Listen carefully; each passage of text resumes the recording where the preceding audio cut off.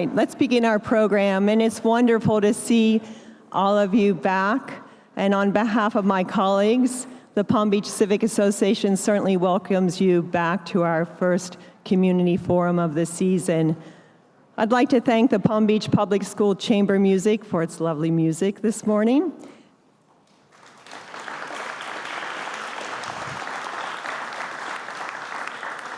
And we also have students from Palm Beach Public and Palm Beach Day Academy's National Junior Honor Society and Student Leadership Council are here with us this morning.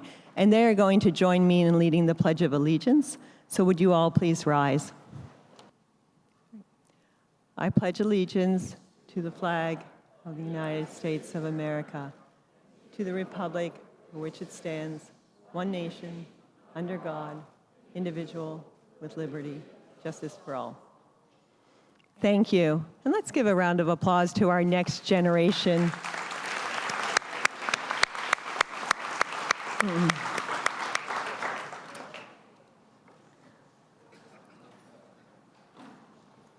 We are delighted to welcome our community leaders and elected officials here this morning. But first, I would like to ask, if you serve as an executive committee member to the Palm Beach Civic Association, would you please stand? And also, if you serve as a director to the Palm Beach Civic Association, would you please stand?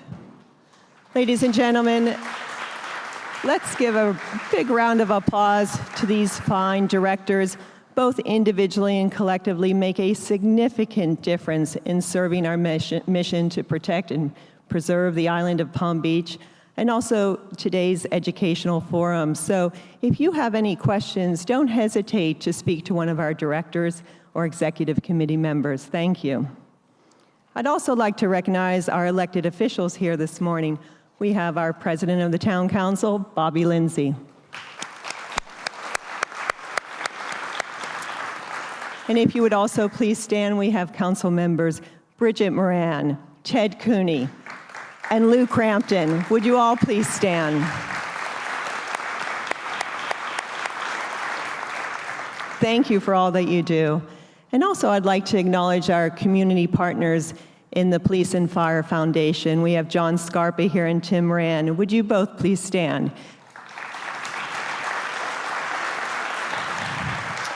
We certainly thank this fine foundation for all that you do in giving back to our town in public safety. Thank you. Mayor Danielle Moore cannot be with us this morning, but we do have a message from her. So Philip, if we could roll the video, please. Good morning, everybody, and welcome to the Civic Association. It's the beginning of another great year for the town of Palm Beach. I'm sorry I can't be with you today, but I'm at Duke University for a board meeting, a board which I've served on for 7 years now, and this is my last meeting. So I apologize for not being with you. I want to tell you all that your elected officials and the town of Palm Beach is committed to making this year a great year for everyone. We're going to do our best to manage traffic and congestion that affects us all, commercial development, the new code review, a parking plan rollout, resilience, and a host of other issues. But know that we are committed to you and everybody in our community to making this a great year. Thank you for having me. And we thank Mayor Moore and certainly all that she does for our great town. And now moving on to our sponsor of today's program, I'd like to thank the Innovate, including its co-founders Jill and Avi Glazer, for sponsoring today's program. Jill is the Civic Association Director, and I know we are all certainly looking forward to the opening of the Innovate Cultural Arts Center, which is located, as we certainly know, at the renovated Poinciana Playhouse. And the center will open next season. We also welcome Jared Shahid. He comes from a performing arts center in Connecticut, the Ridgefield Playhouse. And he certainly has a wonderful background and a prestigious background in arts organizations. So please join me in welcoming Jared.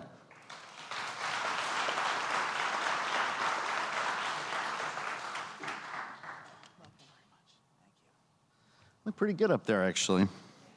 Good morning. How's everybody doing? It's a quiet week, right? Thank you for the kind words.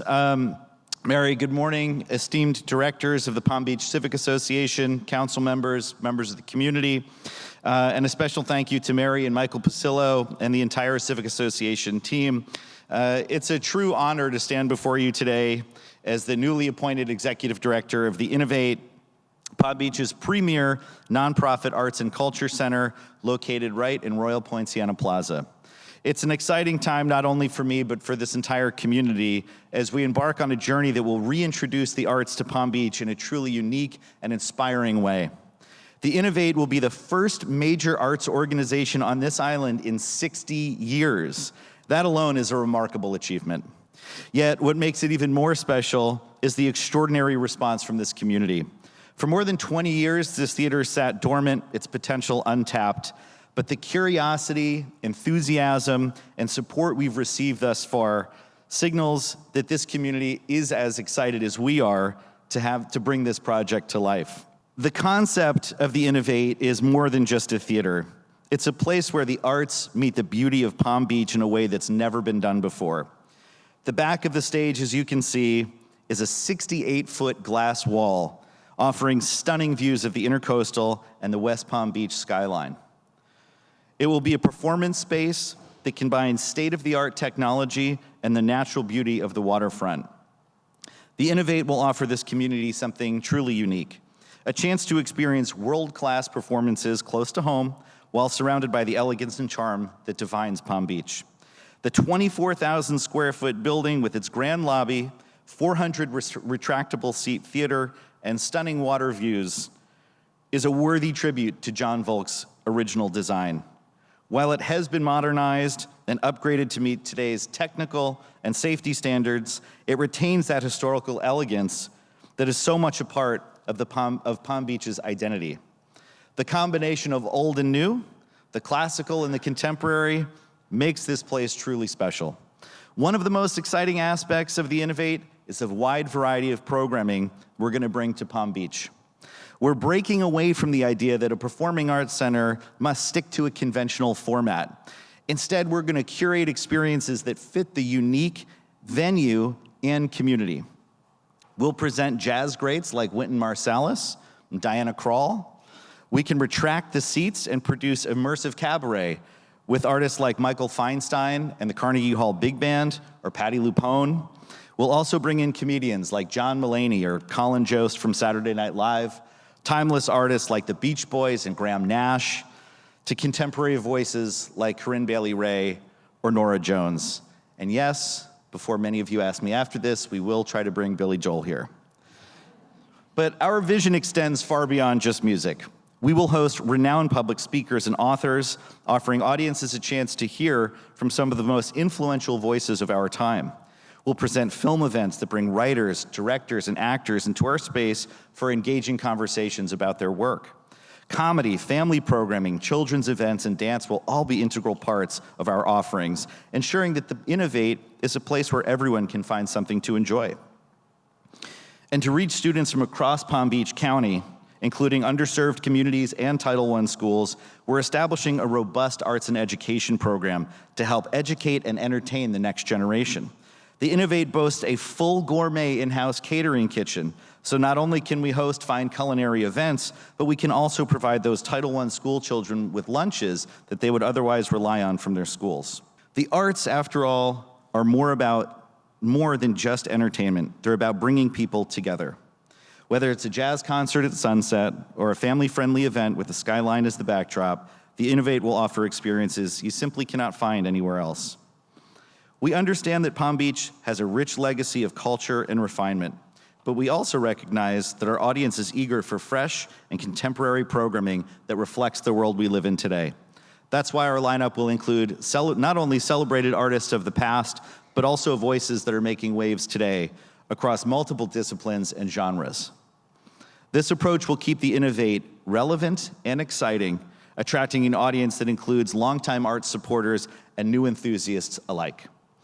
Before I close, I have to acknowledge the people that have made this entire project possible. Jill and Avi Glazer had the vision and the tenacity to see the Innovate become what it is today and what it will be tomorrow.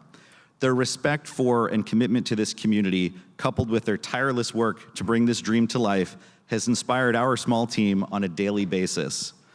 They've given not only their time, but their hearts to this project, and trust me when I tell you that it will show in every aspect of this venue. They have created a legacy that will endure for generations, and it's with deep gratitude that I thank them for their leadership and their vision.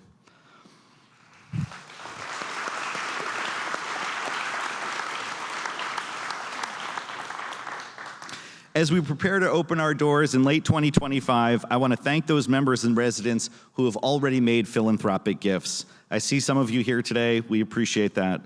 We're undertaking a major capital campaign, and I encourage all of you to be a part of this journey. As I said, the Innovate is not just a venue. It's a place where you can come to celebrate the arts, to learn, to be entertained, and to be inspired. If you'd like to learn more about getting involved through our Take a Seat campaign, sponsorship opportunities, membership levels, or even our naming opportunities, like the box office, which was generously named by Wendy and Howard Cox, please take a look at the brochures the PBCA has provided in your bags, or come see our team after the event in our lobby. This is a thrilling time for Palm Beach, a moment to embrace the future while honoring our past. Thank you all, and I look forward to welcoming you at the Innovate in 2025.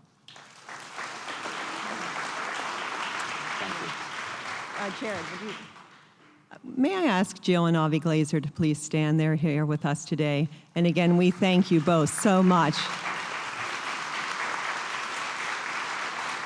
And Jill and Avi, we do have a gift for you, and Jared as well. And if I may present it to Jared, we certainly look forward to, as a community, hearing the words "curtain up." So we thank you so much.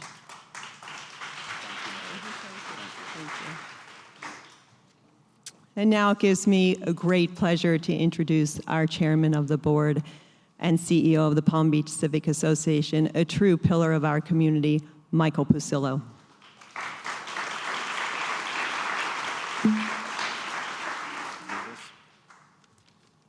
Thank you, Mary. We have a very informative panel discussion today for you. I want to thank you all for coming. My hope is that when you leave today, you will feel much more informed and knowledgeable about what I believe is a major issue facing the town of Palm Beach over the next few years, the source of its water supply. I'm pleased to have a great panel today to discuss this with us.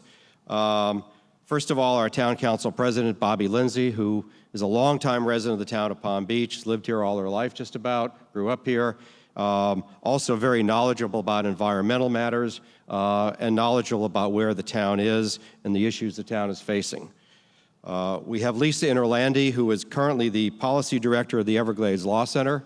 Lisa has also served as general counsel and executive director of the Everglades Law Center.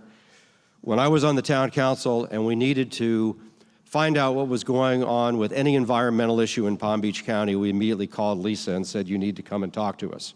She's extremely knowledgeable, and we're pleased to have her here today. She's also an elected official now in the village of North Palm Beach and serves on their town council.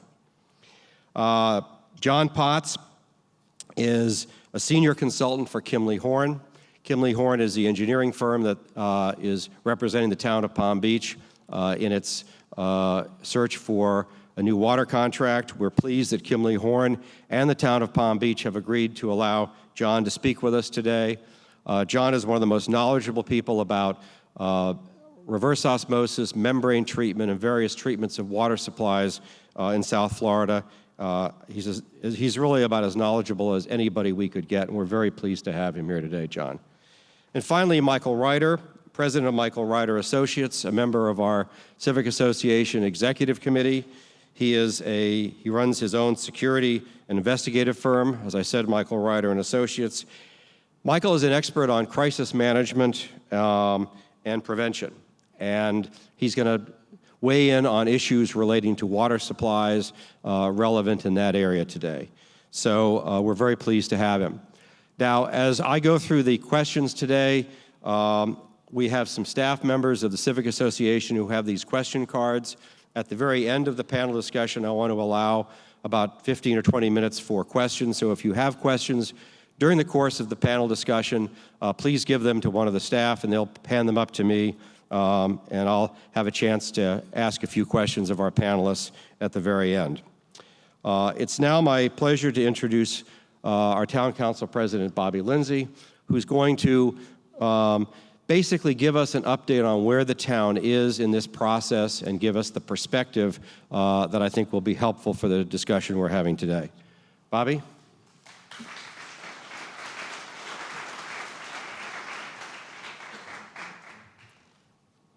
Good morning, everybody. Well, I'm honored to kick off this, I think, very informative discussion on water sources and water options for the town of Palm Beach. As you may know, just by a little background, the Palm Beach's water supply comes from West Palm Beach's water utility.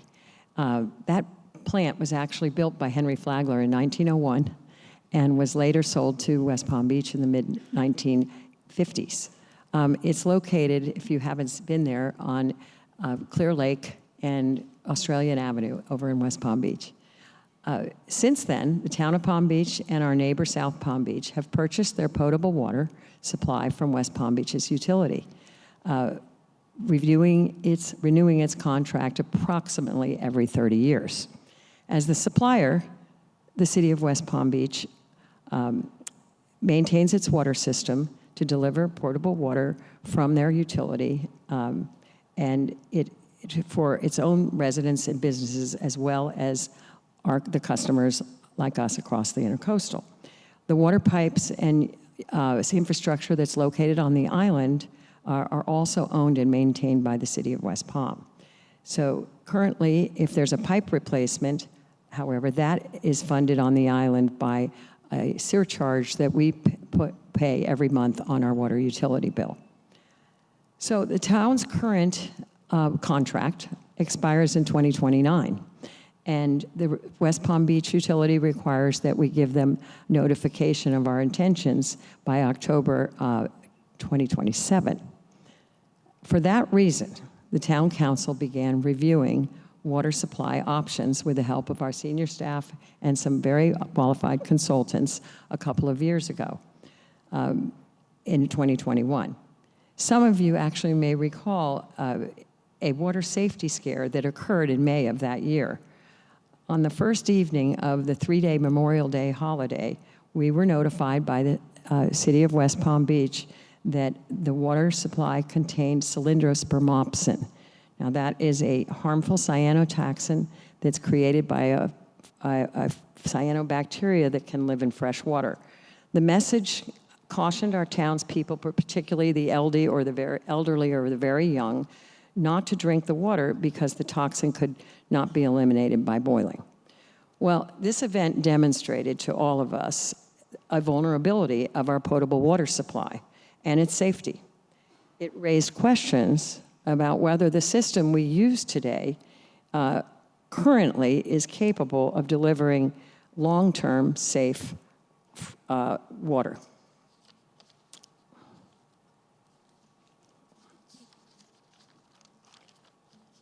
So when we began our water study, the town council and the staff set our sights on reviewing state-of-the-art technology that exists for water treatment systems and that provide the highest level of public safety, removing all known toxins, both regulated and unregulated.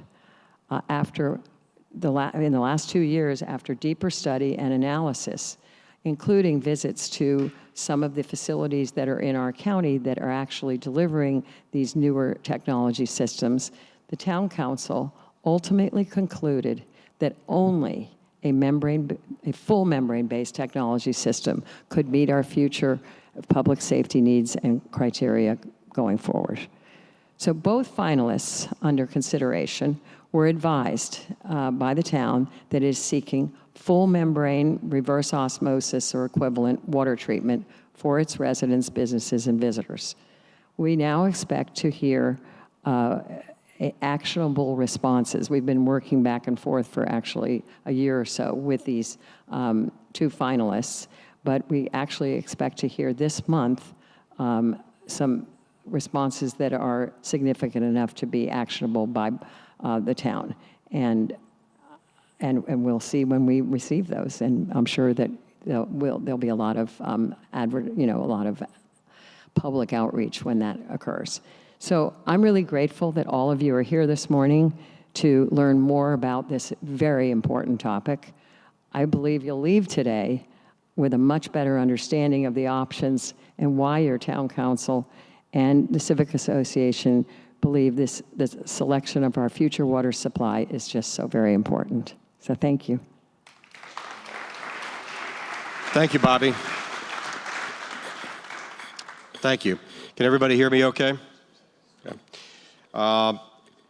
As Bobby indicated, the focus of the panel discussion today is really on two aspects of this decision process: sources of water and treatment of water. What are the current sources? What are available sources that are out there? And what are the various treatment methods, the status quo in terms of what the treatment process is now, and what other, the membrane process that the town council has made a decision to get in our next contract. So with that background, I'm going to start with a discussion of the status quo, where the water comes from that we currently get out of our tap. Lisa, you're very familiar with the flow of water in Palm Beach County, where it goes, how it gets to where it is, and how it gets to the plant. Can you take us through the process and just take us through where the water comes from that feeds our plant and ultimately ends up in our water taps? Yes, absolutely. Thank you so much, Michael. I really appreciate the opportunity. I want to take the opportunity just to kind of orient everyone on how our water management system works and how the water around us really becomes the water that comes out of the tap and that we end up drinking. So really quick, first, before I get into the actual kind of geographic distribution of the water, let me just take a moment and reflect on the key players here. We have the United States Army Corps of Engineers, and they are responsible for managing water levels and the operation of our regional water management system, which is the system of canals and conveyance structures and other water facilities throughout the entire South Florida region. Diving down a little bit closer, we have the South Florida Water Management District. They also oversee water resources. They are also responsible for managing the Everglades Restoration Project, which is a multi-billion-dollar project that's been going on for the last 25 years and maybe another 25 going into the future. They also are responsible for balancing the different water needs of the region, including water supply, flood control, and environmental needs. And then, as has been mentioned, we have the City of West Palm Beach, which is actually your drinking water utility, treats and provides that drinking water to residents, including residents in the town of Palm Beach and South Palm Beach. So this is a very complex system. It's actually currently in the process of being replumbed, largely as part of this massive Everglades restoration project that I mentioned, but it is connected to a large system of municipalities, agricultural operations, and very sensitive ecosystems, including our coastal lagoon, the Lake Worth Lagoon, which is right here in Palm Beach. So the lake itself is not just a storage reservoir, but it's really a living part of the system. So let me just take a minute and talk about kind of the route that water takes getting to your tap from the source. So, we mentioned earlier grassy waters. You can kind of see it there in the middle of the picture there, is the primary drinking water source for the city of West Palm Beach. Really, what that is just a very large wetland. It's a wetland where water levels are kept maybe a little bit higher at times to provide that drinking water supply. It's a natural wetland ecosystem. It does a great job in filtering water, but it does have its restrictions, which is that it is a natural system. When grassy waters gets low and there's a drought or we experience water shortages, the city of West Palm Beach has to rely on other sources, which is West Palm Beach, which is Lake Okeechobee, which is the backup water supply for this region, and that helps to supplement the water. So what we see is that Lake Okeechobee is really the backup source. You have the canal system shown there kind of in orange and yellow, which brings water from the lake and from the surrounding fields into the regional water management system going into Grassy Waters Preserve. So then you can also see that there is a connection going further east into the Clear Lake and Lake Mangonia. And these lakes are what provide like the raw water storage that is close to the water treatment plant that Councilmember Lindsay mentioned, which is that plant that was built in 1901 by Flagler. So, and then after that, the water, after it goes through that process, it then travels through all of the pipelines and businesses, into y'all's homes. So, one of the important things to understand when we're talking about a surface water management system like this is that providing water to any one entity is not a difficult task for water managers. It is a very complicated system, but yet it is easy to move water through it.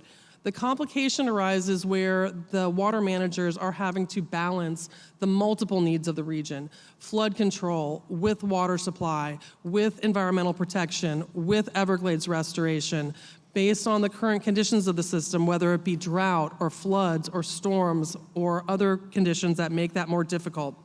So, these agencies kind of look at that seasonal forecast, they look at droughts, and they make decisions about where the water kind of has to go to make sure that all of those needs are met. So, like I mentioned, with kind of the surface water system that West Palm Beach is reliant upon, it is more susceptible to things like drought. When we have a drought, this limited supply, it certainly becomes more unpredictable, and it does require reaching out to those Lake Okeechobee and other sources to supplement that. So the other thing is that kind of in recent years, climate change has played a pretty significant role and has had some causing extreme weather conditions that really both affect not just the quantity of water, but also it can affect the quality of water. And that's really kind of where I want to go. Because when we're talking about water quality, we really have to look at the quality of water in Lake Okeechobee. Okay. Lake Okeechobee is it's a shallow lake largely, but it in recent years has been getting increasingly affected by algae blooms. And as we heard, algae can have a very significant impact on whether that water is available as a source.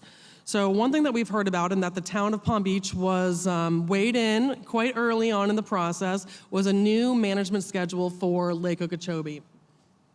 That's called the Lake Okeechobee, I don't want to bog you down with names, but the Lake Okeechobee System Operating Manual is a new way that the lake is going to be managed. We've been working on it for the last 5 years, and it was finally implemented earlier this year in August, has started implementing. So one of the things that we can expect to see is a very beneficial reduction in discharges to Lake Worth Lagoon, the St. Lucie River, and the Caloosahatchee River. These are our coastal estuaries that, when Lake Okeechobee gets too high, currently experience very, very damaging discharges. Those can cause toxic algae blooms in our waterways, right in our backyards. So having an 81% reduction in those flows is significant. Now, at the same time, we're seeing a very significant increase in water to the Everglades as a result of this plan. A 242% increase in water to the Everglades and over 185% increase in dry season flows. These changes are going to have a huge impact in terms of improving our water management system. Now, that doesn't mean that Lake Okeechobee is going to be more clean, unfortunately, because as a result of these changes, Lake Okeechobee is going to be kept at a bit of a higher level. And what we see when Lake Okeechobee is kept at a higher level is that it is more likely to result in algae blooms. And what happens when there is an algae bloom in Lake Okeechobee, it really becomes unavailable as a water supply source for the city of West Palm Beach. So while drought is a serious condition that you could experience relying on surface water, I think it's my opinion, that a more likely threat is that when you need to take water from the lake, it may not be available because of the water quality. And so what I want to just to kind of conclude on is that, unfortunately, the lake water quality is not looking to get better in the near future. When we look at the watershed of the lake, those areas are still not even close to meeting their water quality targets. You see that they are magnitudes above their targets in terms of water quality. all of these nutrients coming into the lake tends to really exacerbate the problems that we see with algae. And that's what makes it, because this algae is toxic, and it can enter our waterways and it can enter our drinking water systems. So that's why it's just really critical that we try to either, as a town, not rely on those surface water sources, or that we try to make sure that your treatment is sufficient to overcome those issues. So I think that's pretty much, I think that pretty much covers our intro, but thanks, Michael. Thank you, Lisa. That Yeah. sort of lays out where the water comes from and how it gets to the plant. Let's go to the current West Palm Beach plant. John, once the water makes its way through the various canals into Lake Mangonia and into Clear Lake, and then into the West Palm Beach water system, tell us about the treatment that goes on currently in that plant once the water gets there. I also would like to thank y'all for the opportunity to be here and help with this situation or issue. The plant has a number of different treatment components, and it is because it started out in 1901 when the level of the water quality was much higher, and basically it needed to be softened, and they did that. And the water was soft and good. And over the decades, it has deteriorated, mostly, fortunately, due to the natural bacterial process. It's warm water with oxygen in it, and it's a place where bacteria grows. So the unfortunate part to a water plant is those conditions are not always present.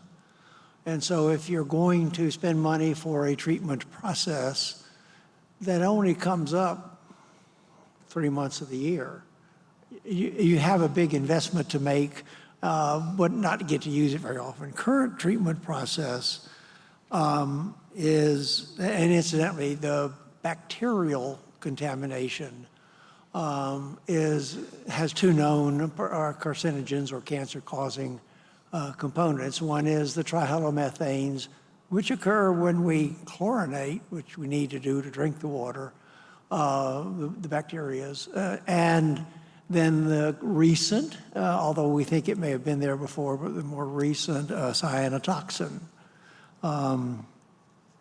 The system that we have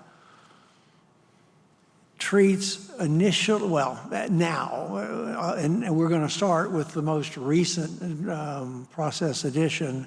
One is that it also began to experience times of odor and color,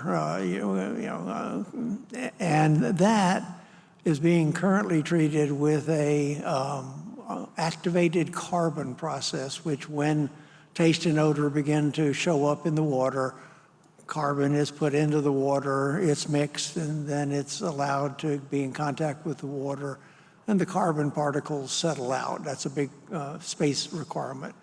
After that, currently, it can or cannot be chlorinated.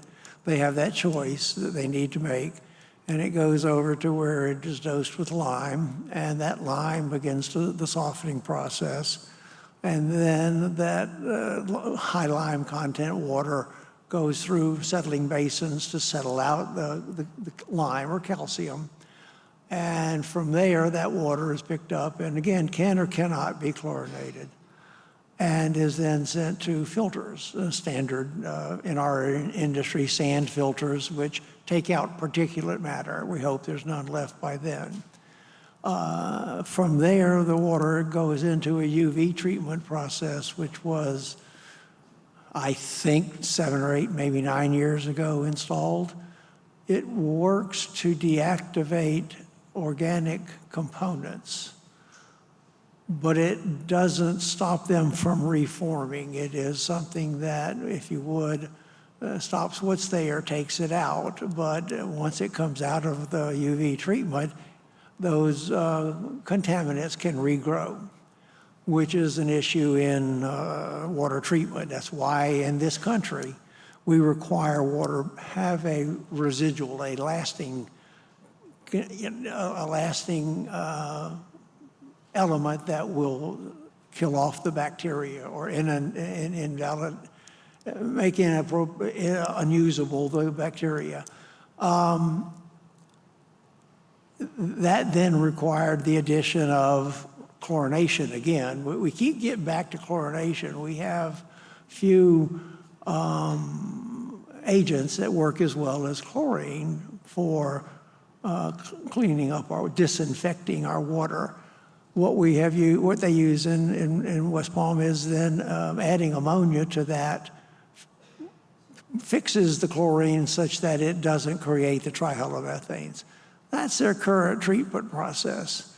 They have experimented with things to deal with or processes to deal with the cyanotoxin. They have implemented a very robust process to find it if it's there so they can treat it, because it will exist in the lakes, the canals, grassy waters, but that's not with them yet. That's in a different location. And so they must know when it appears, basically in Clear Lake. And when it appears in Clear Lake, they need to start treating for it.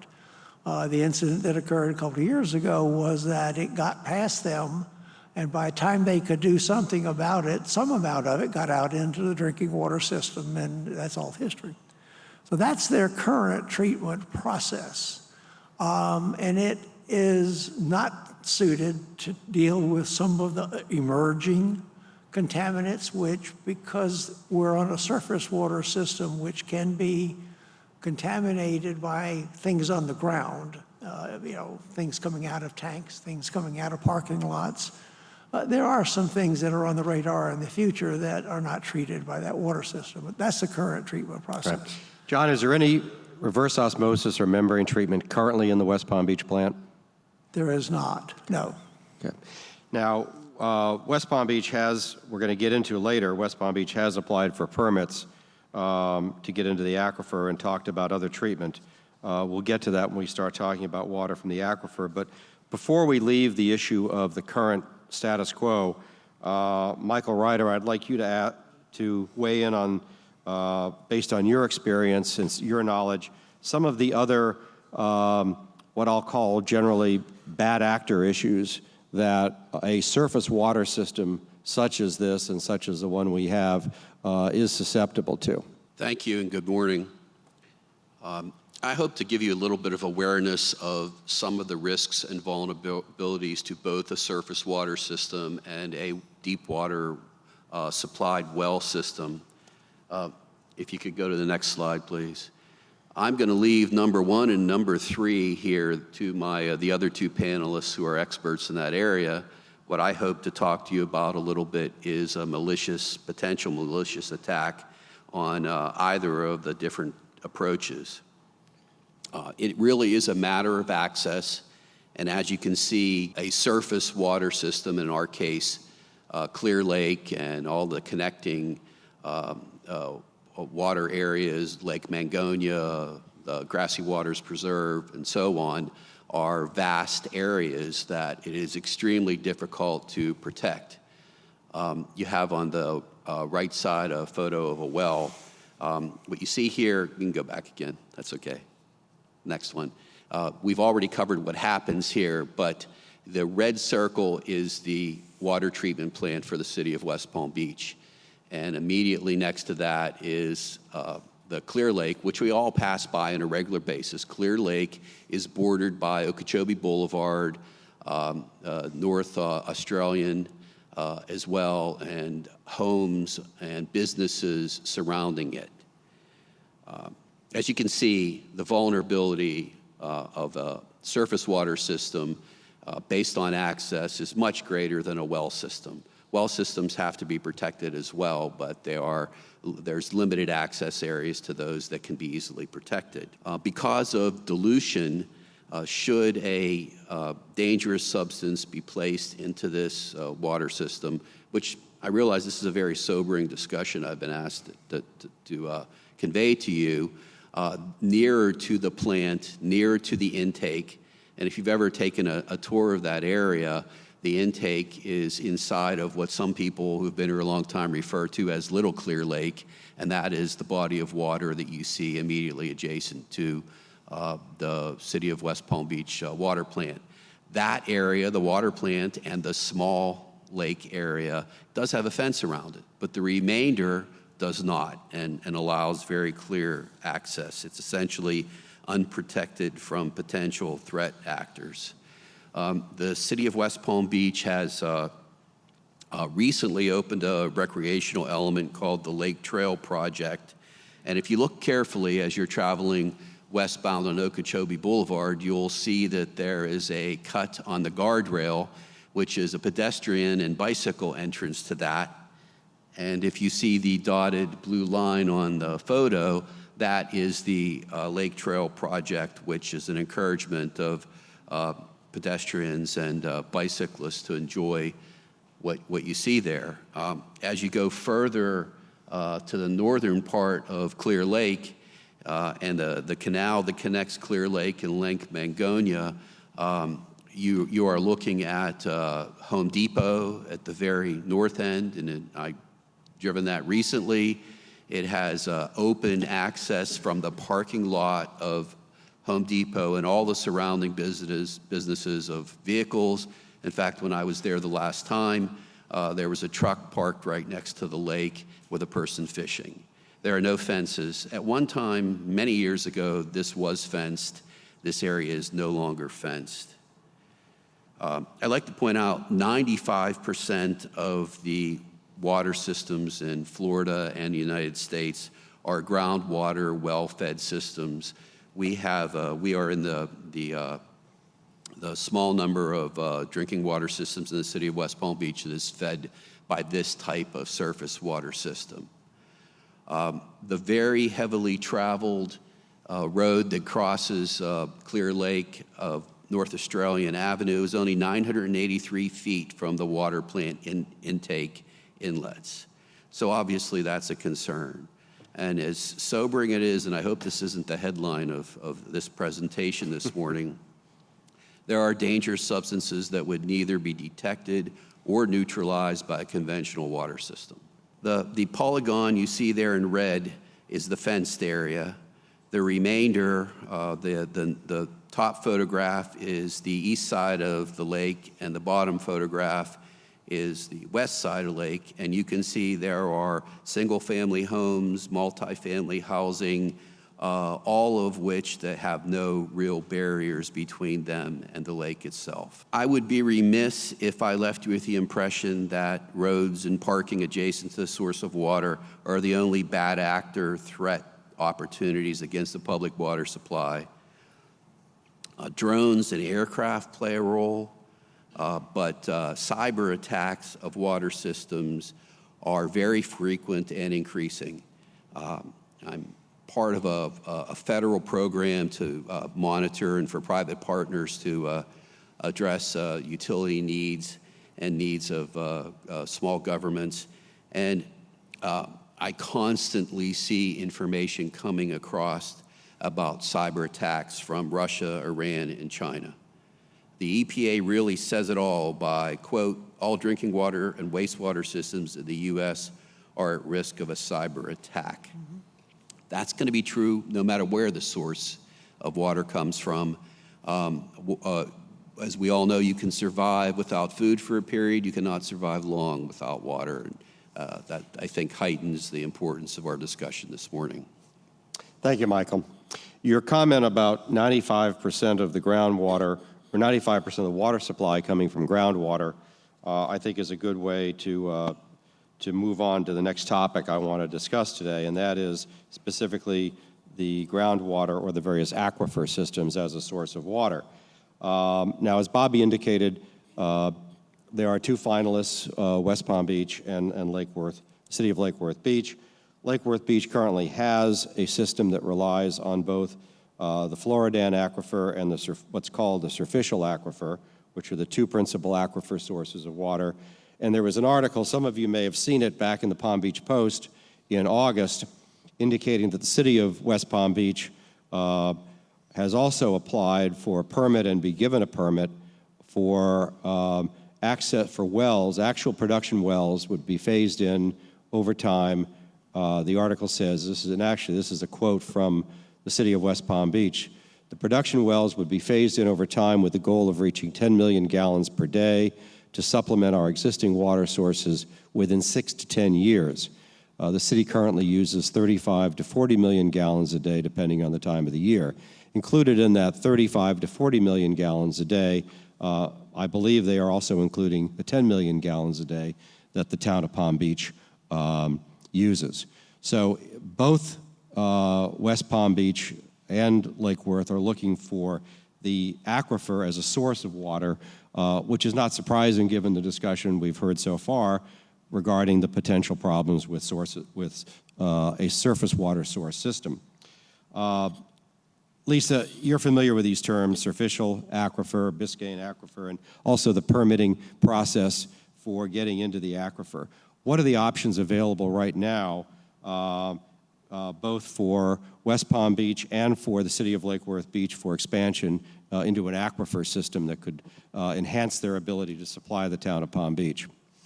Right. One of the things that's important to understand about kind of the way Florida's geology works is that it's really just like a large sponge under the ground.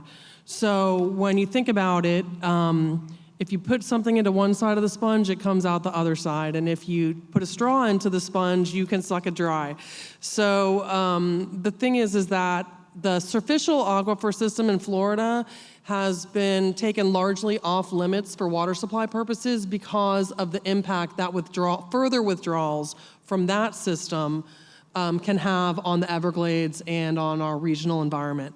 So that's just because we've basically reached the extent to which we can continue to take water from that highest, you can see on this graphic here, that superficial aquifer system, which is the aquifer that is the closest to the surface, no longer able to take from that system because of the impacts to the Everglades and other regional environmental conditions. So now we're having to look more at the Floridan aquifer system, which is a brackish aquifer and requires greater treatment. You know, I think some of the benefits of that are that there's a greater degree of certainty that the water will be there. It's less impacted by drought and the water quality concerns that have already been mentioned. And it is a matter of just working with the water management district to ensure that the requirements for getting a water use permit are met, such as being able to prove that there is a regional beneficial use and that further withdrawals will not cause a negative impact. Those are the things that have to be analyzed. And I believe that both utilities are probably going through that process. So basically, the Floridan aquifer is the source that both municipalities are going to be looking to, and ultimately that the town of Palm Beach is going to be looking to as a source of water. John, the water that comes out of the Floridan aquifer, Lisa mentioned this is brackish water. Tell us about what has to happen for the treatment of this water and the processes that are currently being used and contemplated for treating the water from the aquifer. Two additional comments to it. To begin with, it's a huge aquifer. And in places, it's fresh water. People tap it and drink it. Jacksonville, I know, used to use that. I don't know anymore. And I know the area up around Winter Haven, that kind of stuff. But, and it varies in wherever you are. Down here, it's expected to be freshwater aquifer moving into an old seawater aquifer when Florida was underwater, and is diluting it. And if we have a few eons, it may turn fresh down here. I kind of doubt that. But anyway, most important is that it is a confined aquifer.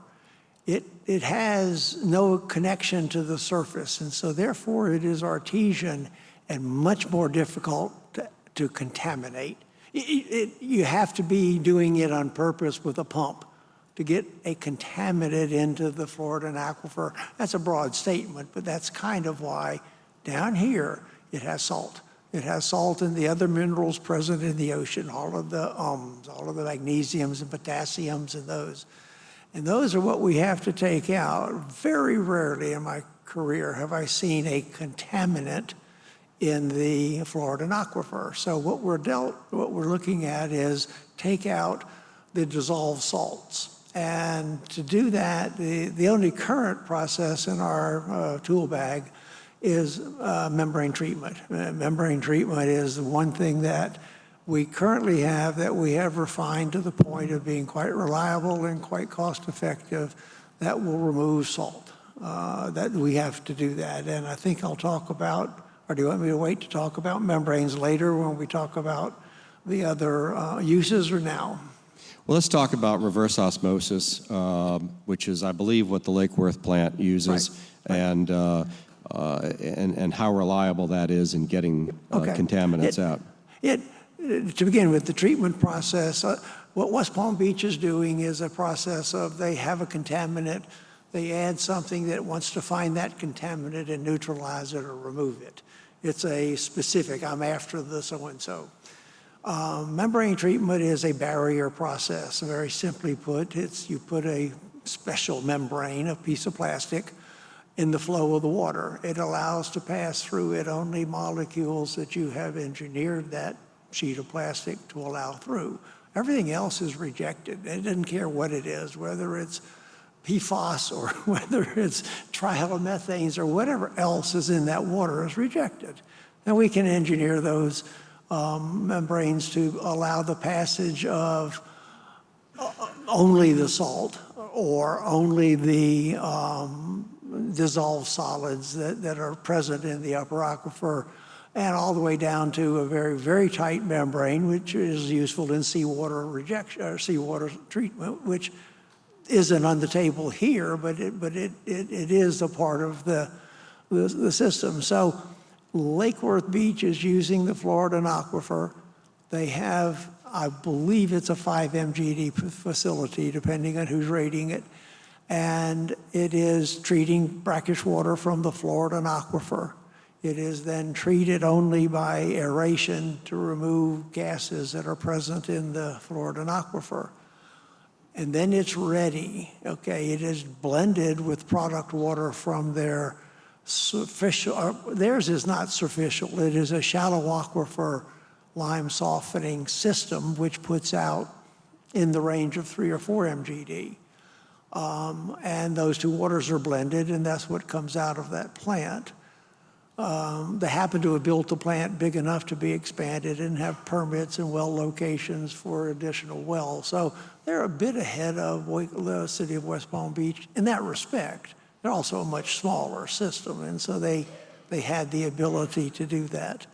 But that is the treatment process. The differences being membrane treatment, and we are using it now in this business for shallow and superficial waters, that it offers that same benefit of a barrier to the drinking water, that there's a barrier to contaminants, whoever they are, whether we currently understand them to be contaminants or not, from passing through and being in the drinking water. So one of the advantages of the membrane treatment is it's good for the future. You know, that West Palm Beach put in a UV system, which turned out to not have a significant benefit to the treatment process because the contaminants changed.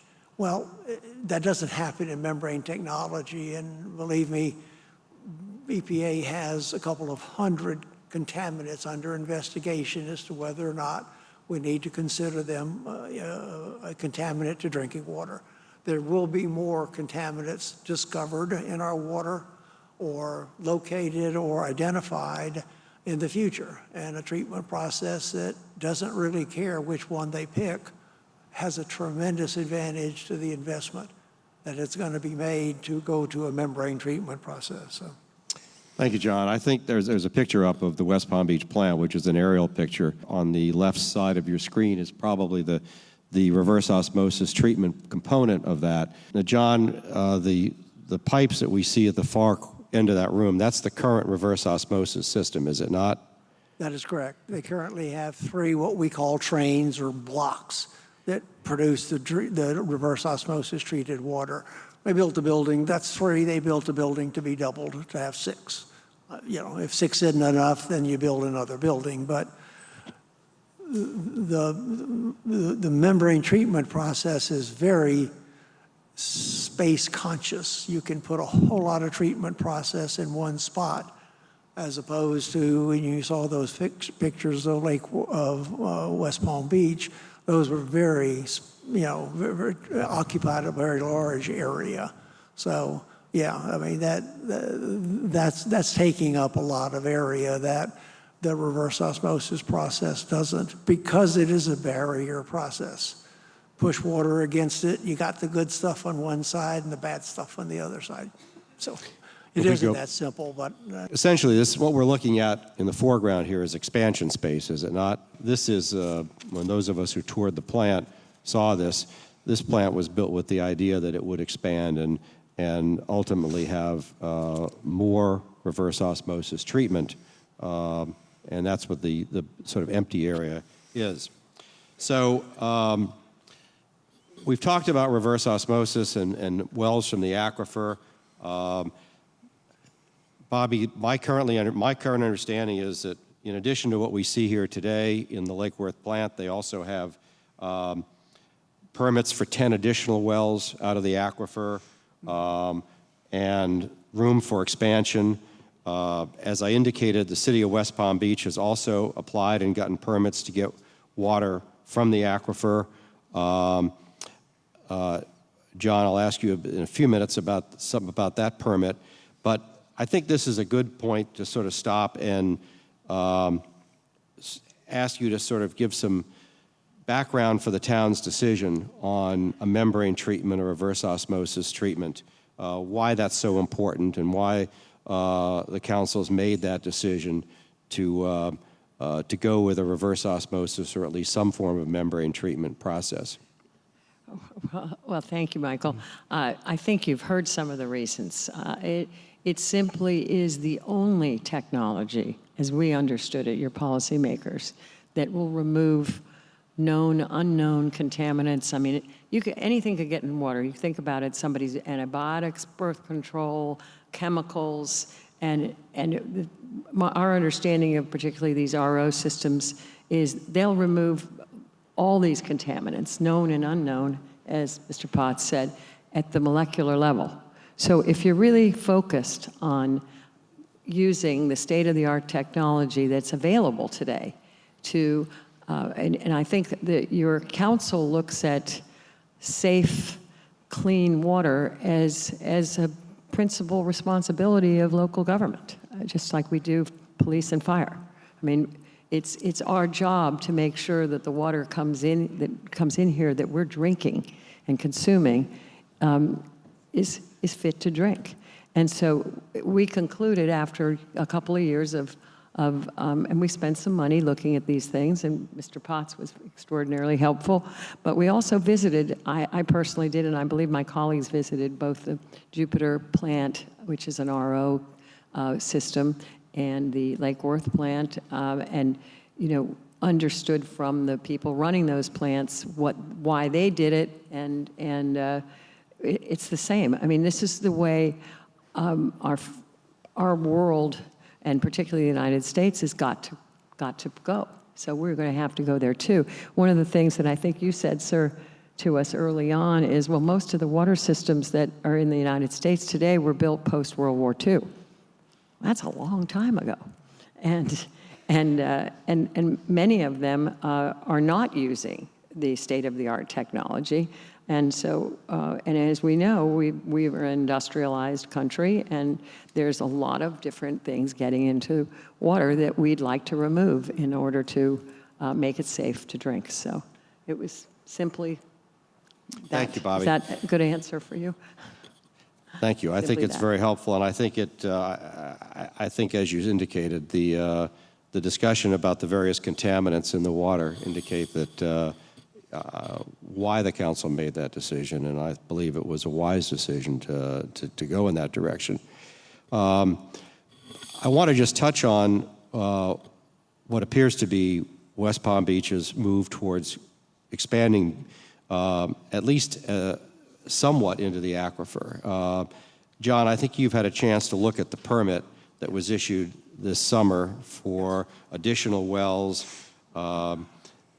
It's my understanding that this is, or at least that's what the press release said, that West Palm Beach, it was going to supplement the existing water source. Tell us a little bit about that permit and what West Palm Beach would be able to do with respect to getting water out of the aquifer, and maybe even give us a sense of timing involved here too, because as Bobby indicated, we have to have a new contract in place by 2029.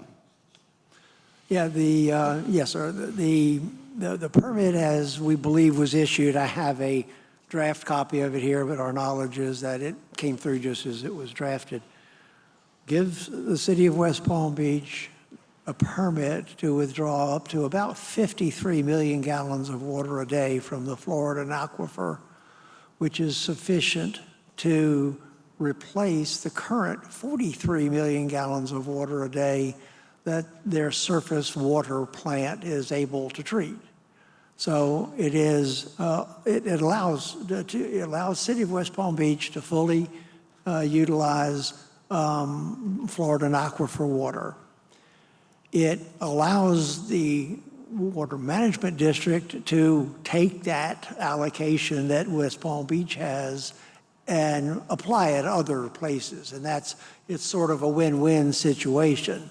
It has got a time on it that is not necessarily in favor of the town, but because it's a massive project, that permit doesn't expect them to be fully into the Florida until the range of, and the way it's written, it's hard to say, but it goes about out until 2055. So it's a good long duration. It's a good 20 years on the permit. It has two phases anyway, the first being the 10 MGD that Michael had alluded to earlier.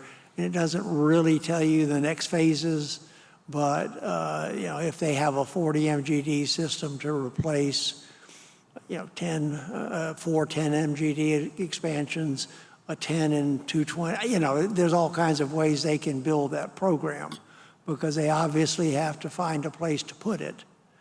Ideally, the place to put it is where the current water plant is and just tear all that stuff down. Can't do that initially because you won't have a water plant, so there's a lot of staging and planning that has to go into completely changing your water supply and treatment system on a very mature but large system. So but the permit allows that to happen. It sounds like it's not going to happen by 2029, though.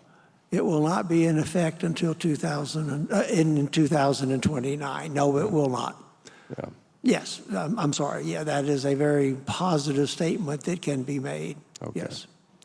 To be fair, Lake Worth Beach has a much shorter path, but it's a doubling of their system, and so, to serve the town of Palm Beach. And so relative to the utility system, they would have a significant job on their hands to their level of staffing, okay? But they are closer numerically than our West Palm Beach, so just to keep it, try to.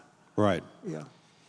Well, thank you. I think that's probably a good segue into some of the questions that I've been handed. And if there are any more questions, I probably get a few more picked up, and I'll get started on these. Before I get into the questions, I'll just make a couple comments. The focus on this panel, as I indicated at the outset, is really on sources and treatment of water. There are many, many other issues that we could be talking about with regard to water. The piping system, which is what some of the questions I've gotten already, cost, what the structure would look like. Right now, we are a customer of the city of West Palm Beach. It's not clear whether a future arrangement we could be a partner. The city of Lake Worth Beach, frankly, it's a new slate. One of the conversations that have been had is whether there could be a system where we could actually be an owner, leasing portions of possibly that plant that we showed in the screen that's on the screen now in Lake Worth Beach. So there's a lot of issues in terms of what the structure of this is going to look like, what the financing is going to look like. This would likely be revenue bond financing.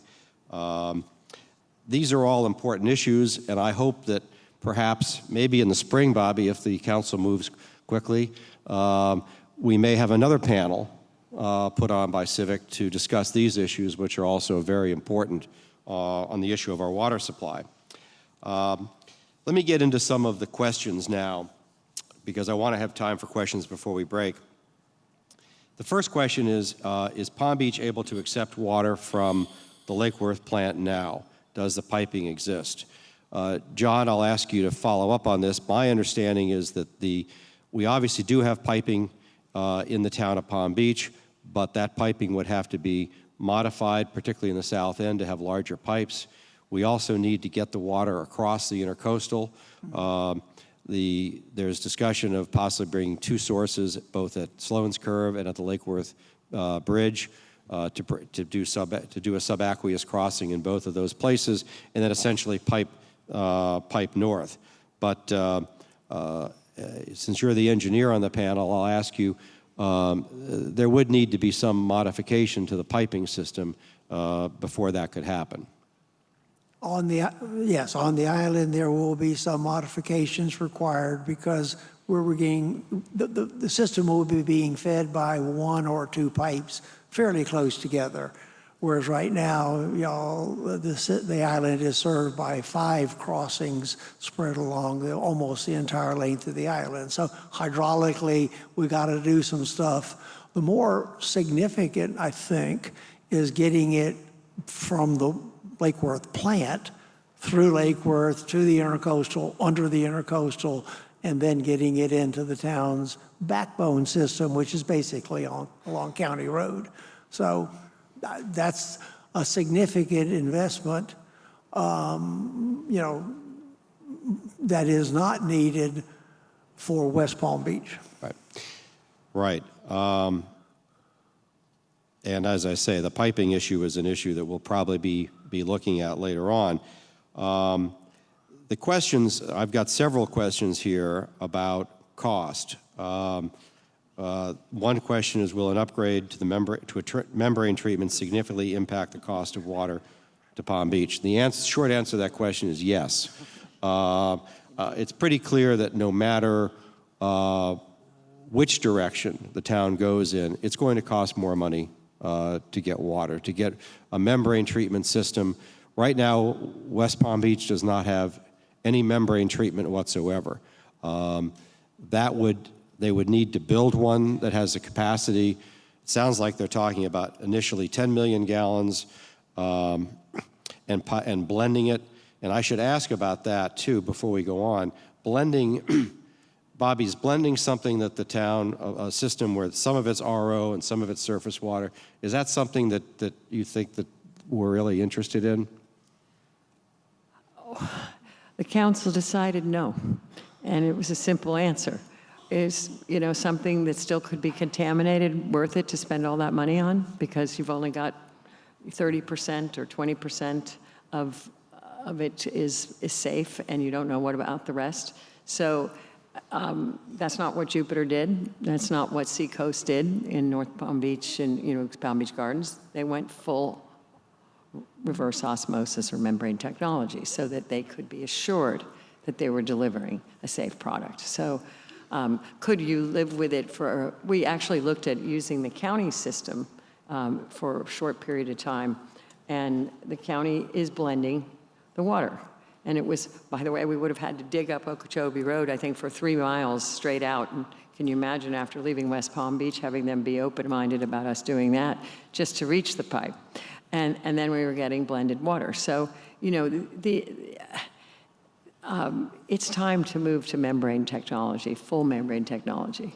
If you're going to do this, you do it, the whole thing, because otherwise you're not achieving your goal. Thank you, Bobby. There's a question about, it's been estimated, again, this is a cost question, that it could be $500 million to go with Lake Worth. Actually, it looks like, maybe it's also West Palm Beach too. I would say this with respect to the cost issue. I'm sure a lot of numbers will be thrown around regarding the cost. There's no question that whatever system we go to will be more expensive. With regard to West Palm Beach, they don't have building plans. They don't know where they're going to put this facility. They have a number of permits to get wells into the aquifer. They don't have those wells drilled. They don't have them piped into the system. It's really hard now to put a number on that with all those unknowns. I think it's probably a bit less with Lake Worth, but still you have a lot of unknowns there. What exactly is this structure going to take? We're going to obviously have to do subaqueous crossings from the south end if we go with Lake Worth. We're going to have to do some work on the pipes in the town. So I would caution folks as we go forward on this to be a little skeptical of numbers that you hear because there's just so much unknown. Is that a fair statement, John?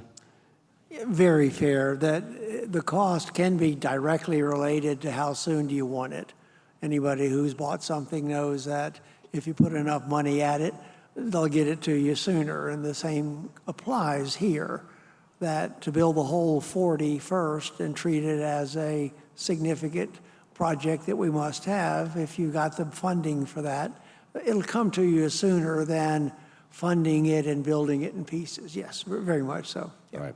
And I should say there is some federal and state money available that the town's pretty good at getting that. And I'm sure our Public Works Department's going to have their eye on any available funding from the state and the federal government for that.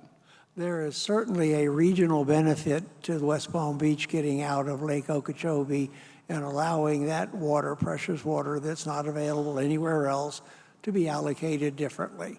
And that goes all the way up to Orlando. I mean, Lake Okeechobee is the end of the system, you know, the watershed that starts in Orlando. And so there's regional benefit, yeah.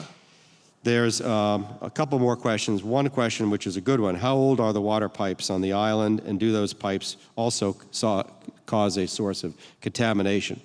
At the Civic Association Water Committee, Leo Vaselio and I looked at this quite a bit. I can tell you that we have pipes in this town that are 70 years old, a few pipes that are 80 years old. These pipes are going to need to get replaced fairly soon. The prospect of digging up pipes and digging up roads in the town is probably the last thing anybody wants to hear, but these pipes are old, and they are potentially a source of contamination. So that is an issue that we'll, again, hopefully focus on in a bit. Bobby? I could add to that the council did ask this question. We actually did an age-based analysis of everything in the ground that's currently owned by West Palm, but of course, if we left West Palm, we would own it. So we certainly wanted to know what's there, how old it is, and what kind it is. So we had, at that time, three types of pipe in the ground, ductile iron, and asbestos concrete. We had very little of that. I think there was we have approximately 75 miles of water piping on the island, and about 38 miles of that will be over 70 years old at the time we have to make a decision. And that was a staggering number because the average life of a pipe is considered to be about 50. So we have a lot of old infrastructure on the island. And I will say it's just where you might think it is, the oldest parts of the island. Most of those older pipes are north of Park Monceau or Widener's Curve. And so all the way to the north end. Okay, thank you, Bobby. Next question, this is a good one. John, this is probably best for you. Are there any molecules other than water, H2O, that pass through the membrane, the reverse osmosis membrane system? Is there anything other than just pure water that gets through? Oh, that's the perfect world. We can make a membrane that only allows hydrogen and oxygen molecules to pass through. We don't do that. That becomes a point of inconsistency. You don't need that. And so we like, as a matter of fact, to let, if we're doing, let's say, this brackish water, we'd like to let the magnesium, the calcium, the potassium, the things that we need for our bodily structure to come through. and only reject the sodium, and the salt. And we can't do that entirely. And so, matter of fact, usually what we are doing, sodium and the chloride, excuse me, what we usually do is go ahead and get rid of reject the sodium, the chloride, and the magnesium and the calcium, and then add those back in because those are relatively innocuous chemicals. We could do something differently, but that is the normal process that we do. When we're doing fresh water, we can do it pretty well because fresh water, you just don't want the sodium chloride, and it's not there. So we reject the hardness, the calcium and the magnesium, but we got what we want to drink. So it depends on the water. Okay, thank you, John. I'm going to read the last question, which is not really a question, but one that I think I'd like to share with you. And it's from the mayor of Lake Worth Beach. Betty, are you here? Stand up for us. Thank you for coming today. I'll read your question. It's really, as I say, a statement. As the mayor of Lake Worth Beach, I want to thank you for considering our water. Our years of RO experience have provided us with great water. Thank you for coming today and sharing that observation with us. I think that covers it. Thank you so much for coming today. As I indicated, the Civic Association is deeply committed to exploring this issue, to educating the town on this issue, and I anticipate we're going to have another forum, hopefully in the not-too-distant future as the town goes through this process, where we can explore some of the other issues that we really haven't touched on today, such as the structure of a plant, the financing of a plant, the delivery system in terms of the piping, and other issues that are, I think, central to this decision. So thank you very much for coming and participating with us today. And ladies and gentlemen, if you would please join us afterwards, we do have a reception for you. Our panelists will be joining us too, and a very nice form of applause for our panelists that served us today. We have gifts for each of you.